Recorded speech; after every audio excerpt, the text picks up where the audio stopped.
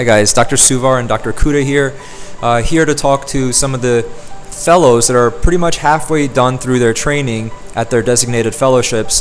What are some of the things that we like to talk about or even ask your employers during your interview process? I'm sure a lot of you are either, really I think it's about 50% of you probably already have jobs lined up, and some of you are still looking. So it's really a good time right now to start interviewing at many places, and so Dr. Kuta is currently looking for work opportunities in the Chicagoland, Illinois area, and I've been out of practice or out of training actually 2.5 years. So this is my first job. I've been here ever since, and we'd like to share with you some of our experiences moving forward. Thank you, Dr. Suvar. So I guess my first couple questions are, what are the first big questions you're asking an employer when you first, looked at jobs, and what things were you considering, and what were the answers you were looking for? So for me, geography was at the forefront of my decision-making process. So when you're looking for jobs, you want to take into consideration, where do you see yourself long-term? In the world of anesthesia, you don't really feel grounded and rooted in having kind of a patient population, but in the world of pain management, you're building relationships with referring providers, and you really build up a patient clientele and a patient foundation that really comes to you for help. So the last thing you want to do is establish a robust practice and then end up starting over a couple of years later. So it's really important, especially in pain management, that you look for geography and where you want to end up. Think about the commute. Do you want to live in a city? Do you want to live in a rural area? Where did your family grow up? Are you having kids? And do you want your in-laws being there to help you raise your family while you can focus on your career? So these are some of the things that I've thought about in the beginning of my career. Awesome, thank you for that. Another thing that I kind of have been thinking about is, what are some of the nuances or differences you see between hospital-based practices, private practices, or those which are, kind of in between hybrid? Yeah, I think you want to think about whether you want to continue your primary specialty or if you want to just focus solely on pain management. There's value in both, but there's no good or bad answer. There's no right or wrong. It's about what you want to practice in the future.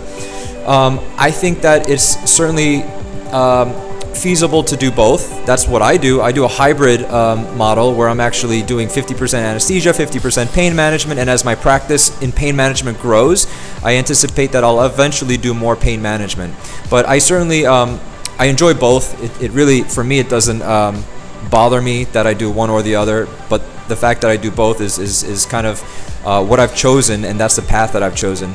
But it depends. If you're a PM&R trainee and then you're ending up doing interventional pain, you're probably going to focus on pain management. If you do anesthesia, you can do locums on the side while you build up your practice, and that will give you at least a revenue source to build your own practice in the future if that's what you truly desire. The other major criteria you want to pick in terms of jobs is, do you want to stay in academics tied to an academic institution, or do you want to go complete 100% private practice? So that's something else that you want to think about. Which trajectory do you see your career going? Do you want to be an academician involved with research? You can certainly do research in private practice as well, so that doesn't limit you in that regard. It's just a matter of, I guess, where do your patients come from? Are they being referred from the institution because of the name, or are the patients coming to you because you've built up your brand and you have this presence in this area in the world of private practice? Say your job search is successful and you find, a potential place that you felt a good fit with, and you get to the point where you're reviewing a contract and you're really trying to understand the contract and what does that mean for you in your career. What are kind of the things you're looking at within a contract that helps you decide, moving to that next step? So when it comes to the contract, I think it's really important to take into consideration, ask your employer, be like, hey, can I speak to somebody who's previously worked at this practice before? In doing so, you'll find out if there's high turnover. So turnover is a very important thing. When it comes to contracts, we're not lawyers, so I would suggest that you hire a lawyer to go ahead and review the contract.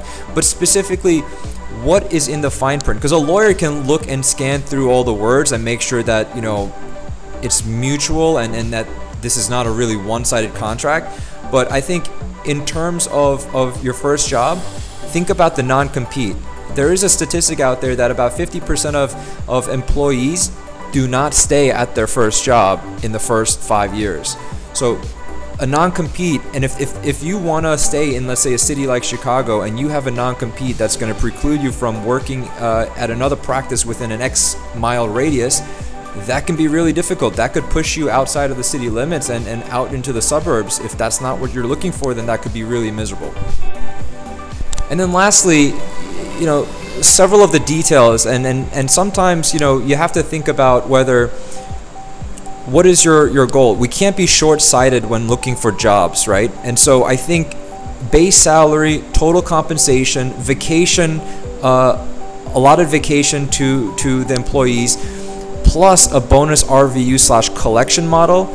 Things can get very complex with this job contract. So there is no right or wrong answer, but really it's about the growth potential. I think over time you'll definitely make more money as long as your practice grows, your volume grows. You'll certainly be financially well, but it's about being kind of mentally well too. Are you going to have the time off to spend with your family, go on vacations, and ultimately professionally grow? Are there opportunities where you will have titles and roles within the practice that's going to help kind of promote leadership? So I think these are things that we need to be thinking about when we look at jobs. Excellent. Thank you for taking the time, Dr. Subar, to kind of review that with us, and looking forward to hearing more about the topics that we discussed.